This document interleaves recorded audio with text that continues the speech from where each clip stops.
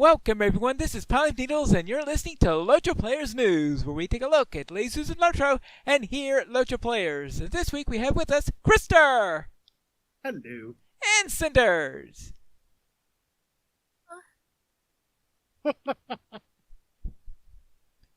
What? Let's get I into think we just heard the oh. Oh, let's get into our news for this week. And this week we had no bulwark build or anything like that, but we did have a stream by Orion where he went over some future plans. So we are going to discuss that today. And yeah. you are coming in pretty poorly, Cinders. I'm sorry. How I dare don't you. know how to fix it. All right. Then let's then start out with what they planned for Update 41, where we are going to be probably getting a bulwark build for first round of testing of Update 41 in about 10 days from now is my estimate on that. And this is going to include some monster play updates where they're planning on adding a glory system where you could become a glory seeker and go out, and if you go out seeking for glory in there, first off, I think you get extra bonuses for quests and stuff like this in order for this to, whenever you do this, but also if you're going out and seeking glory and getting all these extra bonuses, everyone can see you. Meaning all the freeps can now know where you're at, so you also have this big target on you. So you'll either go down in glory or you're gonna get some massive rewards. I don't know the details of it yet or anything like that. I'm sure that will be in the notes when the bulwark comes up in a couple of weeks. So they're going to have this glory system that's going to be added, and they're hoping that that will sort of liven up the monster play system a little bit and have a stronger emphasis on people trying to seek out the opposing side. And the second thing that they're planning on testing in the bulwark build when it comes around is the new hobby, which, as we've probably been guessing for a while, is going to involve bird watching. And one of the things that they've noted about bird watching is that much of the stuff that's going to do it is going to be keying off of using the collections panel. So we're not going to be getting tons of stuff in our inventory like we do with fishing, which I'm sure a lot of people are happy about. Yeah, but now it sounds like we're going to have flocks of birds running around everywhere. Caw, caw. Oh, that. Well, Wonderful. yes, there will be birds all over the place. They expect us to be able to encounter birds everywhere. So that wherever we go in Middle Earth, there will probably be some sort of bird that is likely to be in that region that will be around. So therefore, European-style birds will tend to be up in the Shire and places like that. I guess when you go down into Umbari and the like, probably Mediterranean bird species are probably going to be found down there. I guess we'll see. That, now talking about those Mediterranean birds, have you thought about how fast they might be with coconuts? I guess it would depend on the type of coconut. Well, yeah, that there is the whole question about that. I mean, especially one in the Mediterranean, because depending on what time of the year it is, it could either be an African one coming up north or a European one going down south. Yes, so. And I really like a shipping business taking shape here. Yes, a seasonal shipping business. A seasonal shipping business. So we clearly need to have ostrich mounts. As is that she's right, because historically we have a precedence for that, which is the game Joust. They are riding ostriches. So it does happen. In the game Joust, they are riding ostriches? Yes. What else would they be writing? Pancakes? I would have assumed with a game called Joust, they would be riding horses. No. Boring. You see, then you have to fly when you're jousting. Because your opponent wouldn't expect that. I mean, frankly. Ostriches don't fly. Well, maybe, if they fall, maybe they just fall slower. With their wings out. But I mean, we already have seagulls, we already have chickens. What other kinds of birds are already in Middle Earth? Well, okay. Well, we do have ravens and other corvines in the game already. Yeah. And of course thrushes. Mm-hmm. And Okay, so it would be really funny though if we get swallows. I am sure there will be swallows in the game because I think they're planning on having. I think they might even said 200 different birds or something like that. Oh wow, that's a lot of birds. Yeah, there are going to be a large number of birds. I guess we'll find out when they start having the previews for the update, where people are going to. How many birds are in the collections panel that we can see? That if you're a completionist, it'll take you a while to find them all. And if you find them all, then it shouldn't unlock a special thing called flock, which you could summon all the birds at once. I have a feeling that they will refrain from that simply because the amount of lag that would induce. I mean, it's already pretty laggy. I don't know how it could get much worse. Bring in 200 birds all at once. I could, especially when you consider that if you're talking about 200 different types of birds. Now, I would not mind a housing item that was like different birds. So you know how like with fishing you get the trophies? Right. But if you could get like birds in your house, like a parrot that would talk, and like birds that would sing or whatever as you hit certain criteria. That's right. Because I'm trying to say as rewards. Because if there's no reward, like what's the purpose of doing it other than just to be a completionist or get a title? Yeah, I'm sure there are going to be rewards and stuff like that to it. And in fact, that's right. I do have this. I do have the songbird in my Hobbit house, but I think the songbird is. I can't remember whether that was a very early, one of those bonuses you got when you bought the physical copy back in the original game or something like that. So in other words, I think the newer players don't have that, but I'm sure the Krister would have access to that. Perhaps. Yeah. Because I know that when you first start the game, I think you get these items in your inventory or a box or something like this, and you get 3 of them, I think, and 3 or 5. I can't remember the exact number of them. Actually, you're a founder, so you probably might even get more of them. And one thing you get is a dormouse. Another one is a songbird, and then there are these potions that could protect you against various elements in there, and suggest you use those potions at a relatively early level because they're probably pretty worthless. Having this tiny early level fire resistance potion and trying to use that level 150, I don't think it's going to have any real effect. But it might be useful if you're facing those Priestess of Flames when you're doing a level 20 skirmish or something like that. Anyway, bird watching, that's what's coming up for there, and we'll see how that works. Instead, Bulwer, that's expected to come up on June 10th. We'll find out what else they are planning for the next update.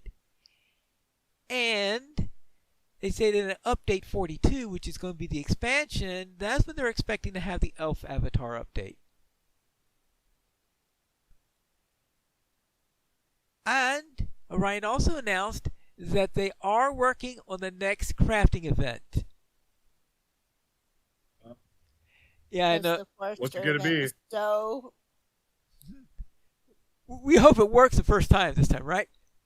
Uh-huh. All right. Well, first off, he said that it's going to be set at Thorns Hall. Okay. and it's going to be a cooperative event instead of a competitive event. Oh, I'm feeling like quilting. That would be fun.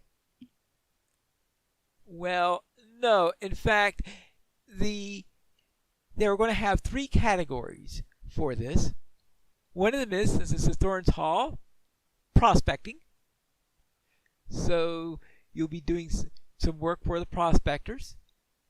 And then the other category would be cooks, who I believe are supposed to be preparing food for the miners. So you got prospectors and you got cooks who are going to be the highlights of it.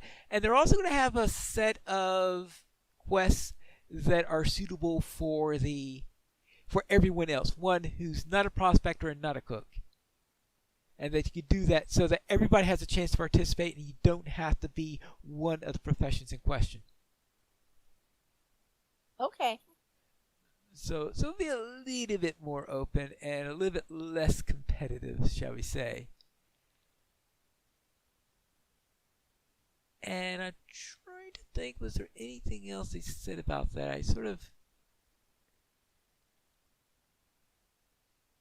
I can't remember at the moment if there was anything else that was said about these things, but we'll see how that works. And we hope it works a lot better than the last crafting event. Then, maybe they've learned some valuable lessons. So. Yes, we're hoping. We're hoping that the Forester event has brought them some valuable lessons so that the next one will go more smoothly. Now, the other thing that they announced is that next year, not this year, next year, they are planning to start around a refresh for the various festivals. And that the first one that they're going to be refreshing is the Midsummer Festival. Because they're saying, all right, we are now doing quests that assume that the wedding has already taken place. So having the highlight of our Midsummer Festival be the wedding is probably less working on with the storyline in which we're working with. So they're thinking of maybe possibly taking advantage of the new locales that we've had. Maybe we could get a beachfront type festival or something like that. They haven't made all the details worked out or anything like that because it's another year before they'll be doing that. But they're hoping to do some... Umbari and Luau, perhaps? Umbari and Luau. I think of several great breeds, as long as the monsters aren't there. Well, yeah, we just don't want to invite the crocodiles and salamanders to it. Well, depending on Or what the we're crabs. eating, maybe we do. Well, the crabs we invited there Crabs as would be the good to meal. eat, yeah. Yep. Okay. I can go along with this. I mean, that's probably going to be one of the quests in there is to collect crabs for the And the boar. We'd have to get a boar for a luau. Okay. Well, it's Lord of the Rings, so maybe a lake bear. About that. Yeah, I would have. We have to think about what would be the Mediterranean equivalent to a luau.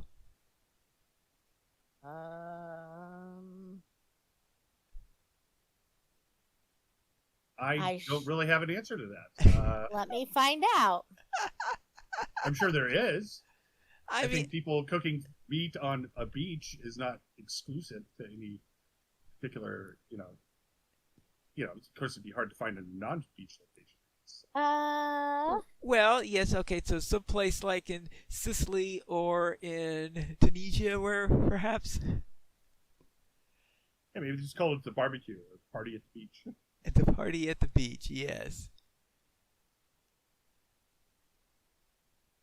And those are the items that I most remember that they were discussing for Orion's one. Now we do have a link to the entire video on there, so you could hear all the stuff that I somehow forgot and missed to write down. So because I believe I've forgotten quite a number of things along the line.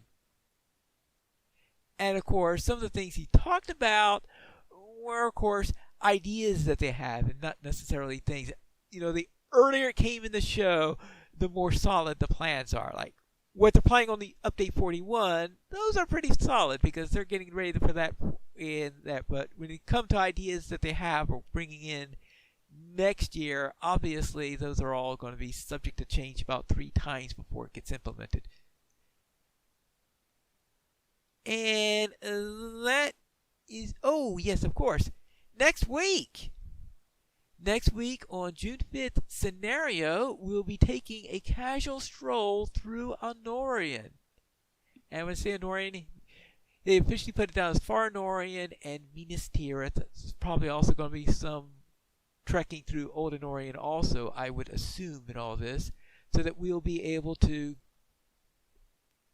see the great city and I think Far Honorian, that's the area down where the writers of Rohan went through and all that stuff. We'll have to see when that comes around there exactly what he covers. So he's going to be covering Minas Tirith and other areas in its environment. And with that, we can go to our store sales. And Cinders, what's on sale this week? I will tell you in just a moment because I have an answer to the Luau question, and the answer is our friends at the Google search do not know if there is an equivalent. It's just turning up more information about luau's. So the answer is there is probably no Mediterranean equivalent.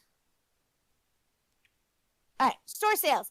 Whimsical Patrons Coffer is available in the LOTRO store through June 2nd, which is tomorrow. So if you're listening to this as a recording, you will have missed the boat. Or the whimsy, as it were. You can also stand out from the crowd and get 25% off select shared wardrobe, select cosmetic outfit slots, mounted combat trait specs, select cosmetics through June 6th. And then the weekly coupon, there are 5 of them? 6 of them. So you can get red dye times 5, and the code is Pride Red 2024. 5 orange dyes, code is Pride Orange 2024. Yellow times 5 is Pride Yellow 2024. Olive times 5 is Pride Green 2024. Even dim blue dyes times 5 is Pride Blue 2024. And then you can get purple dyes times 5 as Pride Purple 2024. Now through June 6th. All right, thank you, Cinders. That's quite a number of ones. They tried to do this with a single coupon, but apparently it wasn't consistently working as a single coupon in delivering all those. If they can drop 550,000 dwarf fireworks into my inventory or dwarf candles, and they can't do the dyes, give me a break. I don't believe it. Oh, well, that's just the way things work. All right. So therefore we have all these ones in here, all these different colors of the rainbows: the red, orange, yellow, green, blue, and purple. So with that, let's head into our reminiscing about. And Cinders, what do you want to reminisce about this week? So I've been thinking about it and how voices shape kind of our perception of reality. And so my question for us to kind of ponder and share is, when you game, particularly in LOTRO, but other games as well, do you do it with or without the voiceover? Like, do you have a preference for that? And do you find that it prejudices your opinion of a character based on how you feel about the voice?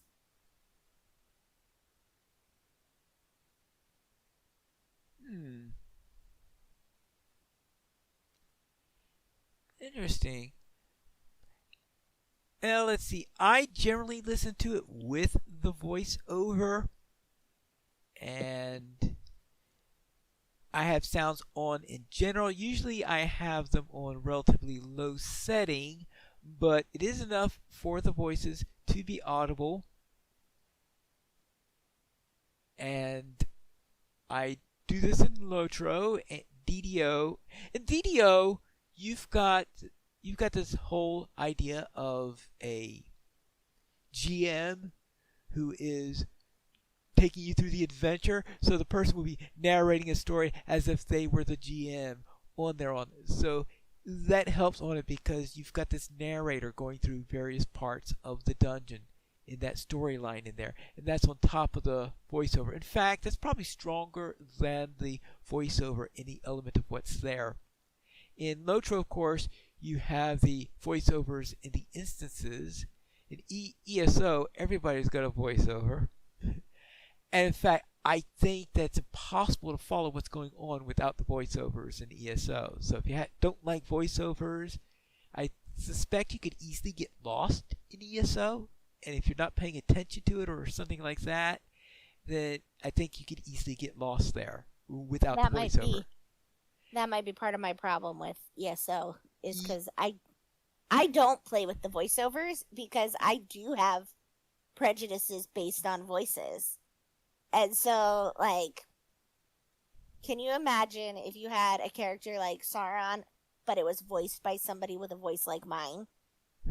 Like, right? So when they're casting the voice characters, I think that there's a lot that goes into that. But I know for myself, like, there are some voices that I really prefer to listen to. And if any of those voices were like the evil character, I'd have a very difficult time with it. And vice versa. Like, if it was a character I was supposed to really like, but it was a voice that I hated listening to, like, I would probably hate that character too. And so I tend to not play with any audio in general, but specifically I will turn voices off for that reason. Yeah, it reminded me of how I was doing a DDO adventure called Sunrise, and the GM for that one, I think she's the same person who does Galadriel. So interesting listening to Galadriel, the voice coming up every once in a while in order and talking about this, especially considering the importance of the narrator in that particular one, because that's a very, very strong narration driven one, especially during the final fight in that one. And in fact, I think you also said you also had trouble with DDO, and that could be the reason why, is because for the same reason as with ESO, that you is that I think you miss and don't know what I'm supposed to do. Yeah, because I think you miss a great deal if you don't have the voiceovers in those two games. In LOTRO, I think you're more likely to get away with it, especially considering that whenever you have the voiceovers, you do have the text above their head also on top of that. Yeah, and I do read the text and keep the text up because Yeah. that, and I find that I can read the text faster than they speak, and so it lets me feel like I'm continuing to keep things moving, rather than waiting for them to monologue for forever. Okay. How about you, Krister? With or without voiceover? With voiceover, and it's too bad when you think about it too, because there's some magical moments that you would have missed. One of the most magical. I don't think reading "Would you like that pan seared" would have been quite as impactful as hearing the orc scream that out into the. I can't remember what adventure that is now. Gosh darn it! All I know is it's one of the Moria instances. Do you like that pan seared? That's a stunning moment in LOTRO right there. But yeah, in terms of the prejudice, I don't know. I think the main thing would be, I think the funny thing for me would be more to, like you were saying, Pine Leaf, is to realize that the voice actor had done other voices of other characters, and then that throws you off, for whatever reason. But no, it's I've always done it with voiceover, but I typically have like the closed caption as well, because I kind of like to do both. I like to hear it, but I also like to read it to make sure that I didn't miss anything in the speaking. But I would find it appropriate if Sauron had your voice, though, if you think about it, Cinders. Because if Sauron wanted to move around and not be noticed, then does he sound like a big grunting demon, or does he sound like a nice friendly demon? Well, I mean, Guys, yeah. we've got a problem. the audio cut out like Oh, 6 minutes ago. So please tell me you have a backup recording going, Pine Leaf. I do have a backup recording going, yes. Hallelujah. Okay. Okay. I wasn't sure whether that was a one shot on Mary Rose or whether it actually went out. It appears to have completely gone out, and I think what keeps happening is the dogs keep bumping my microphone, Oh. which is driving me up a wall. But What's the main cause of your packet loss? Dogs. What? right? Okay. Sorry, I just wanted to make sure that we had a backup going. Yes, we have a backup going, yes. Right. So we come to the conclusion then that Cinders prefers to have no voiceover and that Christopher and I Yep. Yeah, now the funny thing would be what does Cinders envision the voice to sound? What's her version of sorrow? That's actually a really good question. I don't think that I've given like Sauron a specific voice in my head, but I do know that there are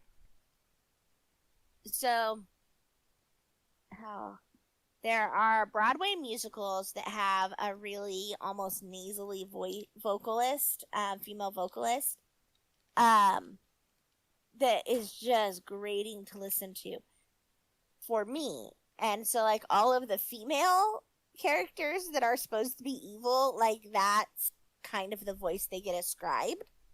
But like for characters like Aragorn and things like that, it's probably closer to like you guys' voices and kind of goes back and forth. And so like sometimes Pineleaf will read the quest text, and so like from then till forever, like that's the voice that I hear with it. Okay. So it kind of depends on how I associate with it to begin with. Like it didn't bother me. So like I would listen to you guys, well, Pineleaf and Terry and Sans reading quest text, and doing different voices with their voice. And like that didn't stick permanently. And I think for me, because my association with having something read to me has always been like my mom used to read to us all the time, right? So right. Like I kind of, if I'm reading it in my own voice more so than I'm reading it in a specific voice, where if I hear a specific voice with it, then that shapes my perception of the character, if that makes sense. All right. So. All right. And do you know how Sans usually does it? She goes back and forth. So she doesn't mind the voiceover, but she finds it irritating that they don't voice all of it. Ah. And so, like, they only voice, like, the first sentence, and then you have to read the rest anyways. Yeah, that does get annoying. Well, I'd say for me, the biggest annoyance is you're not too sure how much they are going to be reading. I have some times where I'm doing one of my videos, and I don't remember how much they read in each of those, so they give their little spiel in there. I think they're only doing one sentence, and just as I start talking, they start doing a second sentence. It's, Yeah. So, and I don't know how, like, my son prefers to play. I don't know how Terry or any of the others prefer to listen to it, but it just was kind of bouncing around in my head, like how our voices shape our reality. all right. Then, with that done, let's into our weekend gaming. And Krister, what were you up to? Well, we had our adventure in Umbari, and I will slowly but surely get through it. We definitely have appreciated you guys' help. Did a little bit of Helldivers 2, some Starship Evo, And then one of my favorite things occurred, which is an ESO, the guild that I've been doing stuff with over there, as named the Black Feather Academy, and they're crows. And so I entered two things into this competition. One was my attempt to emulate Tim Curry's darkness in the movie Legend in ESO, which turned out I thought pretty good. And then my other one was I dressed up as kind of a scary looking crow, and I was Cronan the Cawbarian. And I posted the graphic in our notes so you guys can take a look at it at the submission. That is fantastic. Do you mind leaving it in there so that it can be in the show notes? Yep, not at all. Not at all.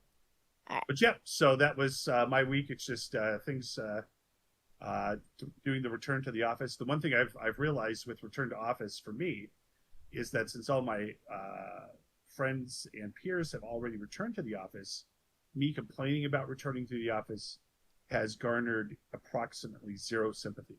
So,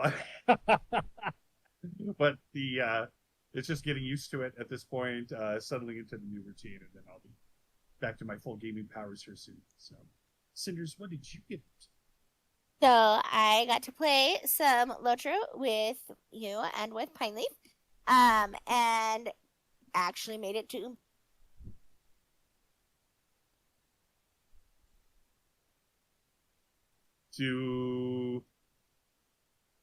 a luau? No, I think her microphone dropped. Oh no! The dog's probably just straight up attacked the. Yeah, that does tend to happen. I think dogs are attracted to wireless internet frequencies. I think I've read that somewhere. Well, I don't know if she's using a wireless headset or a wired one.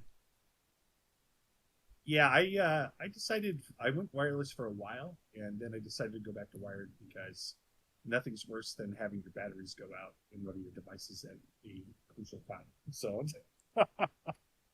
Yeah, that does happen quite a bit. At least the few times I have attempted it, I feel like the batteries lasted about 10 seconds before they needed changing. Because I very, very quickly ended that experiment and went back to wired systems. yeah, this way, if I actually do drop, it's because my internet's either fried or the power's completely out. So it's not just that a peripheral's failed. Ah, all right. Right. Then it looks like that we don't have a Cinders here. Well, then what were you up to? Right now, let me send her a message so that she, just in case she doesn't know that. Oh no! Oh. She's probably like, "Why aren't you guys talking to me?" Yeah.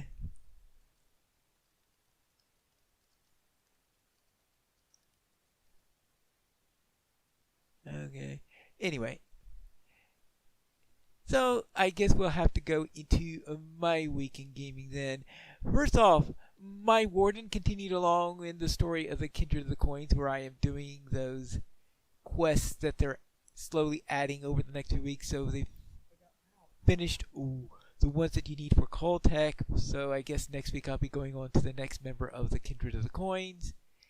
For the field trip, we were manageable this week, so we had threes, we ran several skirmishes, we ran Standing Out on Soul, Storm on Methedras, the Icy Crevasse, and we managed to get through that. Then I figured if we did Icy, then we could try Doom at Karaskalebrin, which we successfully completed, and then we finished off with a relaxing Thievery and Mischief. And that was a pretty darn active night. So yeah, that was with a warden, a lore master, and a mariner. Yeah, brother. Yeah, and on that combo just sounds illegal.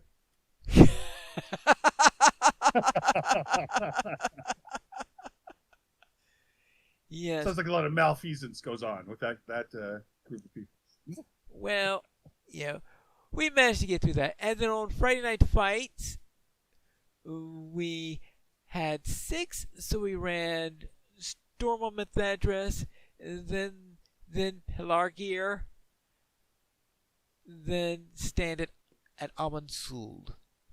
And that is it for my week in gaming this week. I'm back. You're back. Welcome back. Thanks. So Our assumption was there was a canine assault on the internet. they're not on the internet, on the audio cable. They just disconnected my microphone, and I am not happy about it. And also, so yeah, I don't know where I left off in my week in gaming, or if you heard any of it. Well, we heard We the did. beginning of it. All right. Where did I leave off? And I'll finish it off. Oh, I can't remember now. So. Well, I want to say you did your first point, but we didn't hear anything after. Okay, so I did my first point. So I got to play D&D 3.5 with some new acquaintances. It was a 6-hour one-off game. Playing a rogue with flamboyant attire because that was fitting with Emerlina, but had no bearing on anything else that I did. My character's name was Horace. Horse? And Horace. Oh, Horace. Horace. Okay. And we blew up a bunch of ships in Umbari and then went back to Minas Tirith in the 6 hours that we played. Okay, so you were using, but you're running D&D 3.5 instead of the instead of the Middle Earth game that was based on that used the D&D system for 5.0 then. Yes, I did not create any of this. It was Okay. set up for me to celebrate my birthday at the beginning of May. Okay. It just took until then to get around to doing it, and so it was the Dungeon Master's pick. So we played that, and it was fun. I enjoyed myself immensely. Excellent. So this was pre-Kindred of the Coin days then, it sounds like. If Yes, you're blowing things pre-Kindred up. of the Coins. It was Throngo. I wrote down the date somewhere, but I don't remember. Oh, okay. So because So they before Lord of the Rings, before all of that, so Aragorn Yeah. was still Throngo, and right. The thing that's the reason why the people in Umbar don't like the Rongil. yeah, probably. I wouldn't like him very much if he burnt 12 boats in the harbor. Well, yes, because Well, because you maybe know there that were you know, boats- yeah, Maybe there were boats that were lowering the property Yeah, values. right. Maybe Right. they were. yeah. There's a spear in the Bloody Eagle Tavern there was someone who claimed that his father had stabbed the Rongil with that spear. Yep. And then Sans and I both got our whimsical patrons coffer, so Okay. M can now skip through Middle Earth. And yes, I did promptly dye all of the cosmetic Shire Plum. Of course. And they do dye nicely. So bright plum. Her jacket is. Yep, her jacket is Shire Plum, lovely pink. So's her hat and scarf. It's great. And then I was bragging a little bit on my kid who has been listening to the audiobook versions of Tolkien's works, specifically The Lord of the Rings and The Hobbit. All right. And started watching Nerd of the Rings, and we shared some of the Tolkien professor's videos and Signum University channel with him as well on YouTube, but he hasn't gotten around to watching those quite yet. And then this week, like yesterday, he let me know that he wanted a Kindle copy and audiobook of The Silmarillion, and I'm really hoping he can get through it and enjoy it a little bit more than I did. It took me 2 years to get through that, and I'm hoping that he gets more enjoyment out of it. But he was listening to me say all of that just a minute ago when you guys couldn't hear me, and was like, I also want the unfinished tales, Mom. I was like, okay. Well, let's see. That's the question, is whether you try to do the entire Silmarillion, or do you just try to pick and choose the more interesting storylines? I think he's gonna probably try and do the entire thing. He likes to listen to to audiobooks when he's riding the bus with my dad. Okay. So when he rides the bus with Grandpa, he listens to audiobooks. And I think that's probably why he'll get through all of it a little bit easier than I did. I got him the Andy Serkis version, so I'm hoping he gets a kick out of it. Okay. So, all right. is my week in Lotro. All right, thank you, Cinders. Now I already taken care of mine, so let's then remind you that we did not receive any emails this week. We feel like, since when? You can send it to podcast at LotraPlayers.com. The Players Alliance has 2 shows. On Saturdays at 8:30 p.m. Eastern Time, we have Lotra Players News, and we record DDO Players News when Drac is available. You guys choice for our shows at LotraPlayers.com/live. And that is all for tonight. And this is Pilot Needles reminding you to skirmish responsibly.